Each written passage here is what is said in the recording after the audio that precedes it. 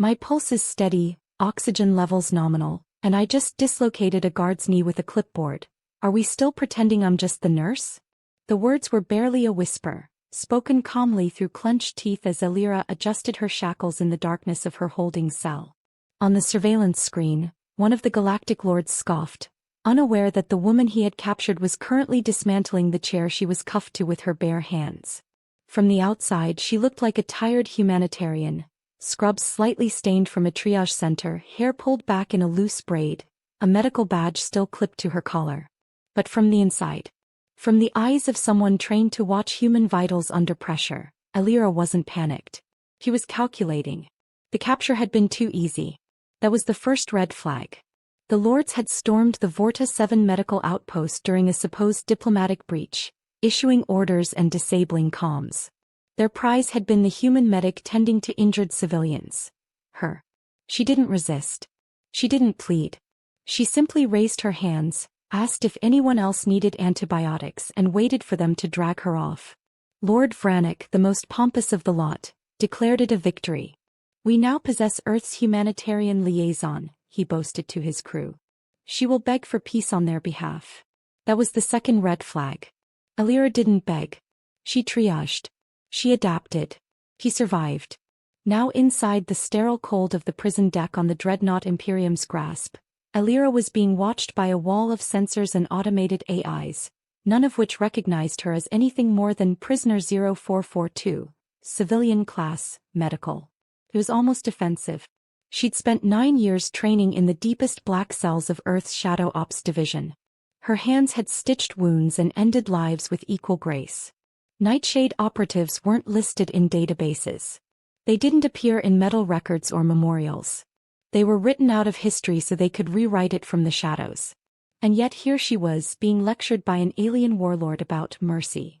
Vranek visited her cell personally, flanked by 2 heavily armed guards who seemed more for show than necessity. He sneered as the door hissed open. "You Earthlings and your healers," he began, pacing. "Always so moral. So fragile. We will send your government your broken body as a lesson. Perhaps then they will kneel." Elira looked up slowly. Her face remained still. A slight smile tugged at one corner of her mouth. "Kneeling isn't really our thing," she replied softly. "Bad for the knees." Vranek narrowed his eyes. "You're afraid? I can smell it. That might be the antiseptic." Her gaze moved lazily to the nearest camera in the ceiling. "Or maybe the mold in your vents. You might want to get that checked. Wouldn't want your lungs compromised before the real trouble starts." He stepped closer, lowering his voice. "You think this is a game, human?" Her eyes flicked up, cool and patient. "I think it's over and you just haven't read the last page." With a growl, Vranek turned and stormed out. The guards hesitated, one of them lingering just a half-second too long at the door. Elira noticed. His stride was off. Hip injury likely untreated. And the way he touched the back of his neck after the door shut? Nervous habit. That would be important later. Left alone again, she exhaled slowly and stretched out her fingers. The cuffs were reinforced alloy, standard issue, incapable of breaking through brute force. But brute force wasn't her method. She reached behind her ear, pulled loose a single blonde hair, and began feeding it carefully into the seam of her restraint. Most would have thought it a useless gesture. But most hadn't trained in micropressure mechanisms under the crust of Mercury's shadow stations. 5 tugs, 1 twist. The left cuff disengaged. In the Galactic control room, an officer noted the change in her vitals. Barely. Heart rate rose by 2 beats. Skin temperature cooled slightly. They attributed it to anxiety. That was their third mistake. Somewhere in the lower decks, a ship's engineer walked into the med bay to restock. The droid standing there looked identical to standard protocol. White chassis, blue lights blinking harmlessly. What he didn't notice was the small engraving on its chest plate. An old Earth symbol scratched in by hand. The nurse's symbol. And its eyes didn't blink. They pulsed. As Elira worked on the second cuff, the lights flickered overhead. Just once. Not enough to trigger alarms. But enough to mean she was inside. Not the ship, herself. The part of her that had stayed dormant through years of forced peacekeeping, medical deployments, and redacted operations was awake now. And it was hungry.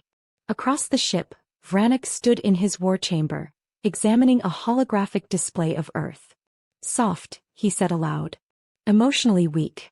Always protecting their wounded, always holding back. His advisor looked uncertain. But sir, she doesn't seem afraid. Vranek didn't look up. Then we'll make her afraid. In her cell, Alira popped her knuckle and stood as both cuffs fell to the floor. She stepped over them and cracked her neck to the left. Her motion was fluid, precise, like a river sharpening into a blade. With no weapon, no armor, and no backup, she approached the door and whispered a line she hadn't said in 5 years. Shadow Protocol. Code Nightshade. Initiating Phase 1. Back on Earth, inside a bunker lined with black monitors and encrypted servers, alarms blared in silent red. A technician looked up wide-eyed. Sir, it's her. She's triggered Nightshade. The old commander leaned in. We didn't deploy her. She deployed herself. He stared at the screen as her biometrics stabilized into surgical calm. Then someone up there just made a fatal misdiagnosis. And on the Imperium's grasp, Alira tilted her head at the camera. She knew they were watching. He counted on it. Then, in a move so mundane it was almost funny, she sat down cross-legged on the floor and began humming an Earth lullaby. The guards watching froze. One leaned toward the screen. What's she doing? The AI flagged the tune with a blinking red notification. Warning. Hum code match TO Earth military dissociation trigger. Operator classified. Too late. The camera feed cut to static. Alira stood up and vanished into the vent shaft behind her. The panel she had quietly unscrewed during her conversation with Vranek now left open like a surgical wound. The ship had a virus now. And it wore scrubs. The silence inside the command bridge was heavier than vacuum. Lord Vranek stood still, staring at the now-dead surveillance feed with a clenched jaw and narrowed eyes. One of the younger officers muttered that the signal interference was likely from a power fluctuation. Vranek didn't respond. He was too experienced to believe in coincidences. First, the prisoner had shown no signs of panic. Second, the AI flagged a cultural melody from Earth's military archives. An impossibility for a nurse. And now she disappeared from a sealed cell. No forced entry. No weapon discharge. Just gone. His silence wasn't confusion. It was dread masked in arrogance. On the lower decks, Alira crawled silently through a vent shaft barely wide enough to accommodate her shoulders. The heat pressed against her skin, sweat tracing lines down her back. Her eyes scanned ahead as her fingers mapped every bolt and junction by touch. She moved with clinical precision, avoiding motion sensors using knowledge she wasn't supposed to have. She didn't need a map of the ship. She memorized the layout from glancing at the med droid's data panel hours ago.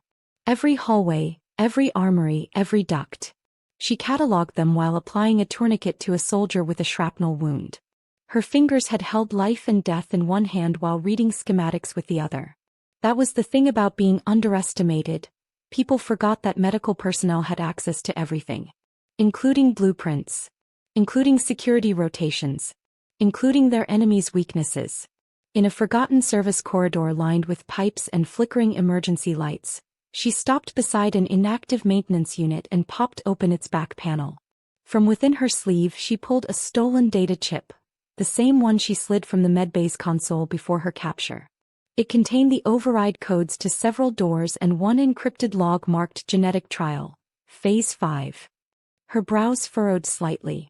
The file's encryption bore Earth's biosignature.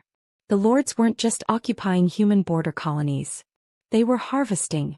Her jaw tightened as she slotted the chip into the panel and watched the access unlock silently. The hatch beside her hissed open, revealing a narrow vertical shaft leading down to the cryogenic research labs. She descended quickly, fingers and boots finding silent purchase on the metal rungs. Below, the lab was dim and cold, filled with mist leaking from inactive cryopods. She didn't need to see clearly to know what was in them. Half-finished clones. Hybrids of human and alien genetics suspended in blue gel. Some had elongated limbs. Some had undeveloped skulls. All of them were abominations crafted for war. On a back terminal, she found a file open with recent activity. A list of Earth locations with tagged individuals. Most names were labeled expendable. One was marked already acquired, Nurse Corin. Alira stared at it, her expression unchanging even as her fingers moved to delete the file. Instead she transferred it to a second chip. Evidence. The kind Earth Command could use. The kind the Galactic Council couldn't ignore. She closed the terminal, then gently placed a scalpel from a medical tray in her sleeve. It wasn't much. But in her hands it would be enough. Back on Earth, inside a silent bunker 2 miles below the Greenlandic ice, a panel lit up with a blinking crimson glyph. Nightshade Protocol initiated, Agent Corin Alira, mission active. The technicians looked between each other nervously. One turned to the older man with a silver beard, who was watching the feed with intense calm. She went in without authorization, sir. No backup. No exfil.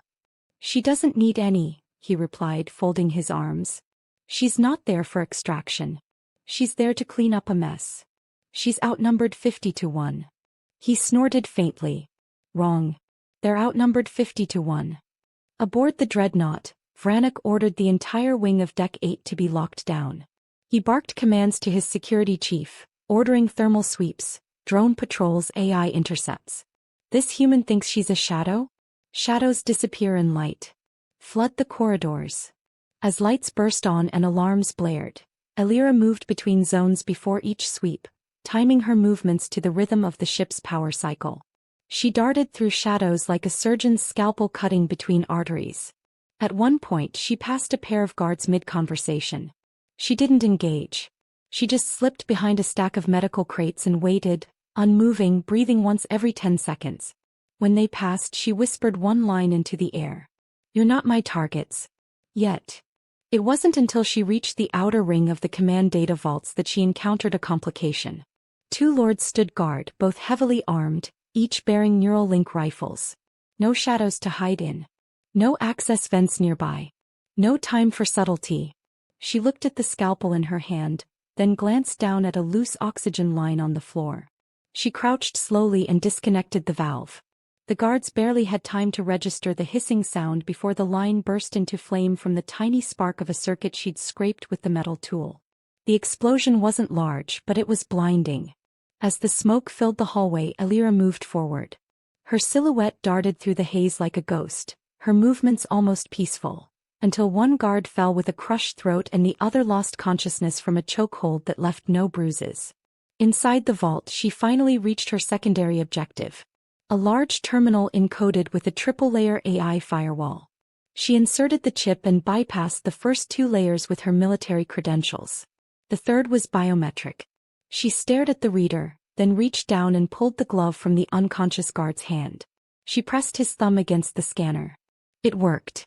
The screen unlocked, revealing full schematics of the Lord's hybrid soldier initiative, bioweapon trials and field test footage. Among the videos was one labeled, Trial 0, Human Subject, Terminated. She watched it in silence as a human child screamed inside a test chamber. Then she closed the file, turned away and planted a timed virus in the system. 60 minutes. The entire database would collapse into untraceable fragments. That would give her enough time to reach the drop point. She turned to leave only to stop mid-step. A child stood in the doorway. Pale, small and trembling. Not a soldier. Not a clone. A survivor. The child blinked up at her with large, glassy eyes. Are you the doctor? The child asked. Alira lowered her scalpel and knelt down. Close enough, she whispered, lifting the child gently in her arms. Behind her, the virus timer continued its countdown, and the hallway lights flickered once again. She had the data. She had the truth. And now she had a survivor. It was time to go. The first explosion rocked the dreadnought hard enough to tilt the gravity stabilizers off axis. Inside the command bridge, klaxons howled in overlapping tones and emergency lighting bathed the walls in furious red. Lord Vranek snapped to attention, his knuckles white against the edge of the console. His teeth bared in disbelief as the report flashed across the screen. 3 server cores offline, 1 armory locked from the inside, and 2 elite guards incapacitated with no footage to explain how. The intruder had triggered a systems collapse, but not just any collapse. Targeted, surgical, precise. The kind of infiltration that no civilian nurse could have pulled off. He barked at his aides to isolate the source, but deep down some primal part of his mind whispered what he didn't want to accept. They hadn't captured a hostage. They had invited in an apex predator. In the medical wing-turned-research lab, Alira moved quietly through the corridor with the child still resting against her shoulder, wrapped in a heat-shielded medical blanket she had scavenged from a supply rack. The child's breathing was shallow but even, drugged but alive. Alira could hear the hiss of venting gas behind her as her virus consumed the ship's internal files sector by sector. The countdown she'd left was accurate to the second. 57 minutes until complete meltdown of the hybrid data and its backups. That left only one objective: extraction. She moved through the hallway with effortless calm, her boots silent on the steel. Her route had already been mapped. She'd chosen the only path that passed through both a communications relay and an escape shuttle hangar. 2 birds. 1 virus. She rounded a corner and came face to face with a fully armed patrol. 3 galactic enforcers, all armored in black reinforced exoplates, stood blocking the corridor with rifles drawn. One shouted for her to freeze. Alira didn't. She lowered the child gently behind a storage bin and stepped forward slowly, hands visible. Her face was blank, non-threatening, her stance relaxed. One of the guards barked again. This time she obeyed, sort of. She stopped just inside their firing radius, then raised both hands to chest level and did something that made all 3 hesitate. She smiled. The guard on the left lunged first, aggressive and sloppy. She sidestepped his charge, twisted under his arm, and used the momentum to slam his head against the wall in one seamless motion. His helmet cracked at the crown and he slumped before the other 2 could process it. The second opened fire. She dropped low, sliding beneath the shots, and used a broken panel to ricochet a blast back into his leg. He screamed, fell, then went quiet as she struck the pressure point in his neck with 2 fingers and a precise jab of her elbow. The third backed away, panicked, trying to reach for a stun grenade. But Alira was already moving. She grabbed a discarded medkit, hurled it into his visor, then closed the distance and used his own weapon strap to swing him into the ceiling hard enough to rattle the lights. 3 guards down in 10 seconds, no permanent injuries and not a single shot fired on her end. She returned to the child and scooped them up again, whispering softly that it was all right. The hallway ahead was now clear, but time was draining quickly. In the comms room, she accessed a control terminal and hardwired her stolen data chip into the transmission array. With a few keystrokes and an override from her personal biometrics, the entire record of Lord Vranick's hybrid experiments, Earth-targeted acquisitions, and evidence of galactic violations were packaged and launched in a tight beam burst toward an Earth intelligence relay buoy. The message was signed with a simple Earth glyph, a serpent curled around a scalpel. Nightshade's mark. She ejected the chip and crushed it beneath her boot. No backups. No repeats. 1 transmission was all the world would need. The child stirred again as the lighting above flickered to emergency yellow. The ship's auto-defense protocols were cycling, meaning the AI had detected her virus and was attempting to reroute control. She had less than 20 minutes now. Alira sprinted through the dim corridor, dodging flickers of automated turrets trying to recalibrate. One briefly locked on her before a feedback pulse disabled it, her virus working ahead of her path.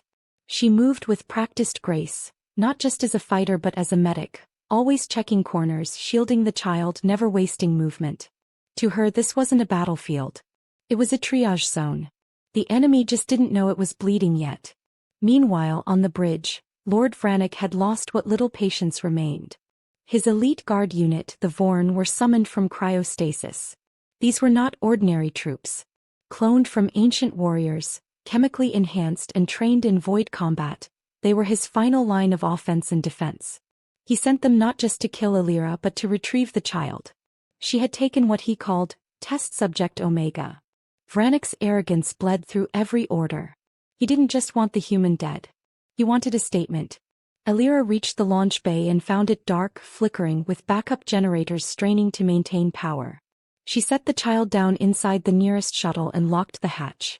It would take 2 minutes to warm up. Long enough for the Vorn to find her. She didn't run. Instead, she walked calmly to the center of the hangar, stood tall beneath the emergency lights and waited. The Vorn entered moments later, 6 of them in bone-white armor with plasma axes and claws designed to tear through mech suits. They circled her, weapons humming, no words, just predatory intent. Alira looked at each one in turn and exhaled through her nose. When the first lunged, she stepped into the attack. Not away. She caught his arm beneath hers and used the weapon's weight against him, flipping him clean over her back and slamming him into another attacker. The second Vorn caught her across the ribs, drawing blood, but her counterstrike was brutal. A heel to the throat that crushed his air valve. She ducked another slash, drew a discarded plasma cutter from the wall and flung it like a boomerang. It struck the fourth in the face and exploded on impact, blinding the rest. She grabbed the fifth by the helmet, tore it free and slammed the bare head into the shuttle's hatch frame. Only one remained. He paused, watching her panting, slightly bruised, one sleeve torn and bleeding. But she stood like a statue, unwavering. She raised her hand and beckoned. The last Vorn charged and never reached her. The shuttle behind her roared to life. The distraction broke his stride. She spun low and drove a piece of twisted shuttle panel into his knee joint, toppling him. He screamed, reaching for her throat. She met his eyes, leaned in close and whispered, "You should have brought more." She pressed a switch behind her. The bay doors opened just long enough to vacuum the last unconscious Vorn into the void. Then she sealed it. The shuttle was ready. The stars outside the shuttle blurred into long streaks of light as the jump drive engaged, pulling them far from the remains of the dreadnought. Alira sat in the pilot's seat, motionless, her hands steady on the controls, though every muscle in her body ached. Her arm was bleeding freely now, a gash opened during the fight with the Vorn, and her ribs were bruised or possibly cracked. But she didn't care. The child beside her was safe, finally asleep, curled up beneath a thermal blanket with a soft, steady rhythm to their breathing. That sound, quiet and innocent, reminded her of the earliest part of her life before Nightshade, before combat simulations and battlefield surgeries. Back when she actually was a nurse, before the military learned just how valuable her hands were in both healing and killing. Back when she still had a name that meant something to anyone other than ghosts and classified files. She activated the shuttle's emergency beacon and patched into the Earth intelligence network through a relay buoy already waiting in deep space. The response was near instantaneous, a secure line lighting up with the insignia of Earth's Shadow Command. A familiar voice came through the static, deep, grizzled, unreadable. "Alira. We've received the package. Everything's verified. Vranic's data, the hybrid proof, the transmission footage. It's enough to bury him and anyone who funded that project." She didn't speak for a long moment. Her breath was slow, deliberate. Then she said, "There's a child. One of the experiments. But he's intact. No enhancements. No mutations. Somehow made it through the process untouched." "Understood. Extraction team is already en route. 12 minutes. 12 minutes is long in my world," she replied. "Make it 6. The voice on the other end paused. "We'll make it 4. She leaned back slightly, closing her eyes. The ache behind her sternum pulsed like a metronome. The silence inside the shuttle was heavy again, but different from the dreadnought's cold stillness. This silence was earned. Cleansed. The kind that came after triage, after surgery, after a patient lived. She glanced over at the child, who shifted slightly in sleep and murmured something that sounded like "thank you."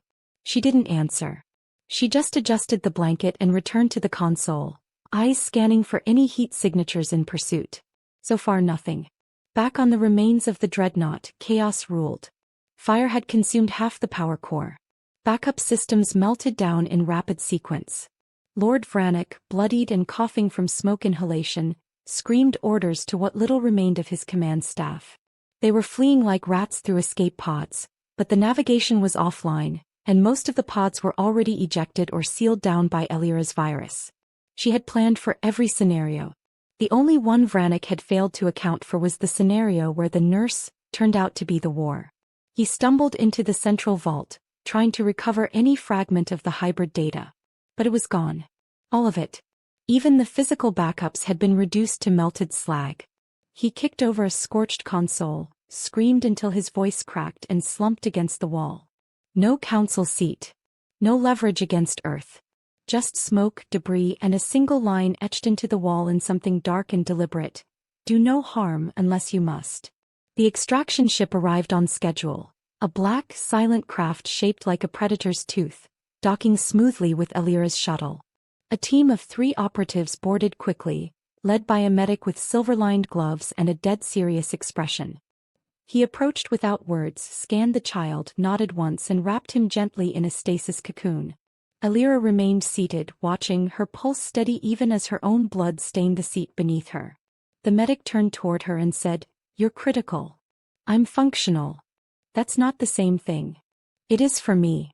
The medic exchanged a glance with the team lead, who simply gave a slight nod. Alira stood on her own, ignoring the pain, and stepped aboard the larger vessel. The moment the doors closed behind her, the shuttle detached and was destroyed remotely, leaving no evidence behind. Just a disappearing signature on a blank starfield. Inside the extraction ship, she was escorted to a debriefing chamber. Not an interrogation room. Not a field hospital. Just a chair, a screen, and a glass of water she didn't touch. The voice returned through the intercom, this time softer. "You saved the child. Retrieved the data. Shut down Vranik. On your own. There was no one else. Still, that doesn't make it protocol. Sometimes protocol slows down survival." There was a pause before the voice continued. "The child's being taken to a clean facility. Full protection, anonymous name, no trace of origin. As for you, I go back. After recovery. I don't need recovery. You bled through your uniform.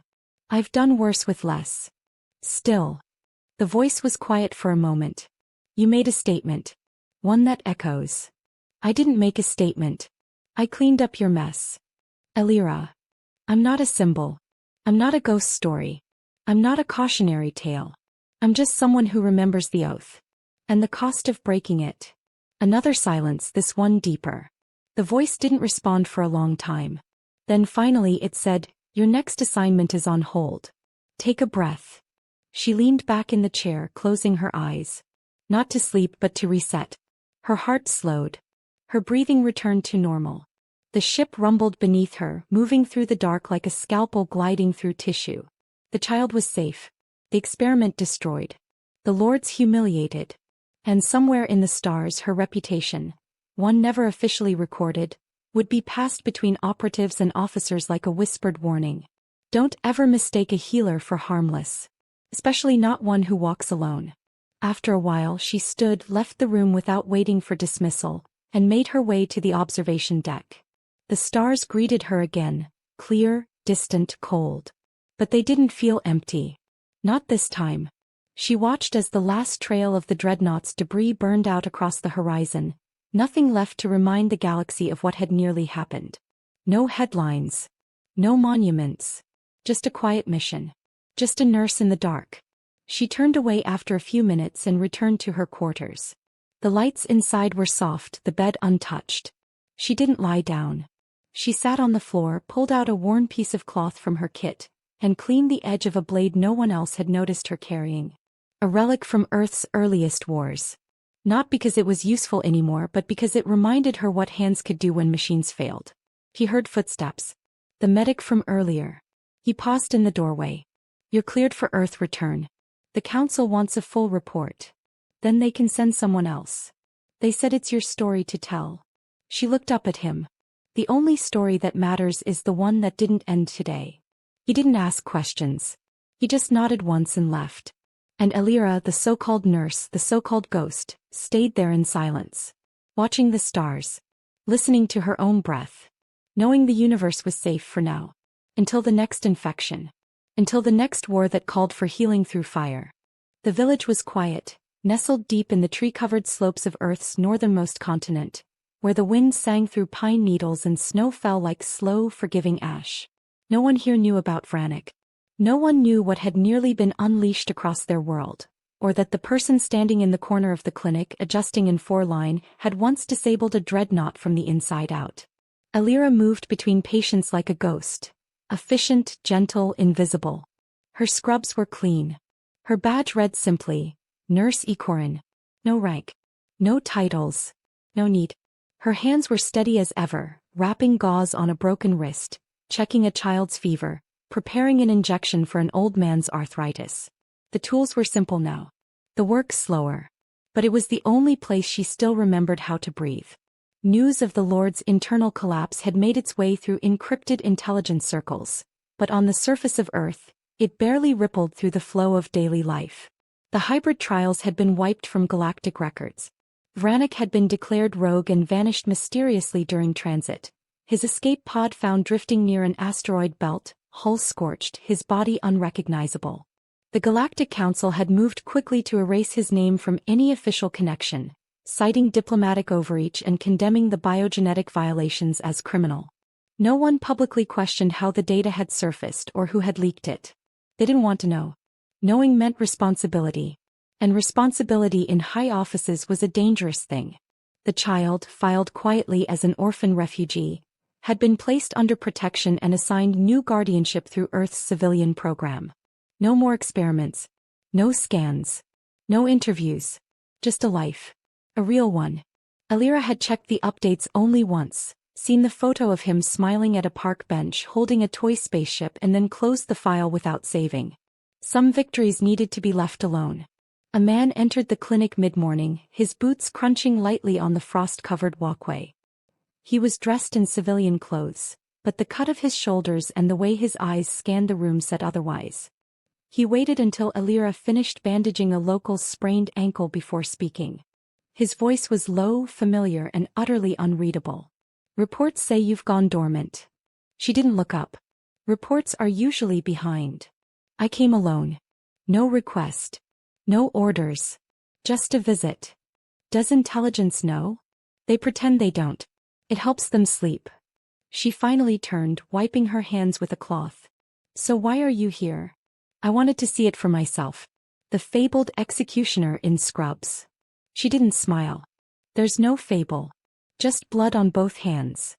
He stepped forward, not close enough to threaten, just enough to see her more clearly under the clinic light. Her face was paler now. The bruises had faded. The scars remained, small and expertly sutured, but visible to anyone who knew what to look for. "I read your debrief," he said. "Even classified, it reads like fiction. One operative, no weapons, no support, full system kill. That doesn't happen." "It did. You never called for backup." "I never needed it." He paused for a moment as if considering how much of her response was deflection. "You know what the council thinks of you now? An inconvenience. A legend." She shook her head. "Legends are lies people tell so they can forget the truth." He looked toward the door, then back to her.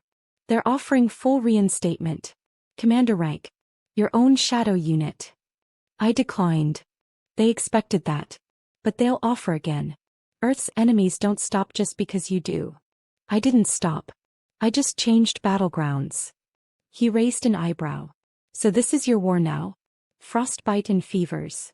"No. This is the part where I try to remember I'm human." He let that settle, watching her closely. "There are other threats. Ones that don't bleed. Ones even the best operatives can't face alone."